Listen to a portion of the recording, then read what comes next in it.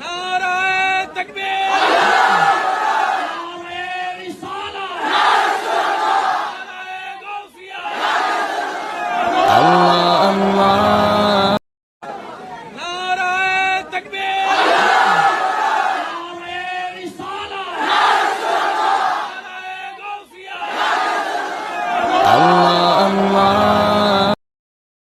এবার যুবকরা বলেন, নওজোয়ান আপনারা বলেন, বাপ আজকে যাদের 1 বছর 6 মাস 2 বছর কোনোদিন ফজরের নামাজ পড়েন না, দিনের পর দিন রাতের পর রাত যায়, এভাবেই 6 মাস, এভাবেই 1 বছর, এভাবেই 2 বছর, আপনি জানেনও না ফজরের ওয়াক্ত হয় কখন, ফজরের জামাত হয় কখন।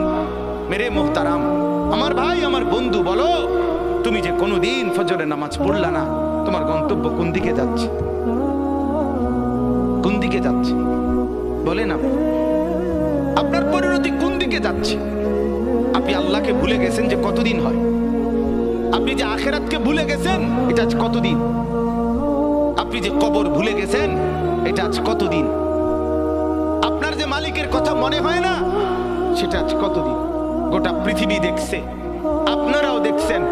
আল্লাহর দোহাই, আমি হাত ধরে ধরে প্রয়োজনে একজন একজন করে আপনার পায়ে হাত দিয়ে বলবো, আল্লাহর কসম, ফজরের নামাজ, ফজরের নামাজ, ফজরের নামাজ অভ্যস্ত হন মুসলমান।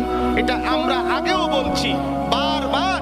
কোরআন এবং সুন্নাহর বক্তব্য হলো ফজরের ওয়াক্ত ইনকিলাব, ফজরের ওয়াক্তে আল্লাহ তাআলা বারবার আযাব দেয়, ফজরের ওয়াক্তে আল্লাহ তাআলা বারবার বিজয় দান করে। আপনারা দেখছেন মালিকের আযাব, তুরস্ক, সিরিয়া, আল্লাহর ইচ্ছা। কেন দিবেন সেটা শুধু আল্লাহই জানে, কিন্তু হয়েছে কোন ওয়াক্তে?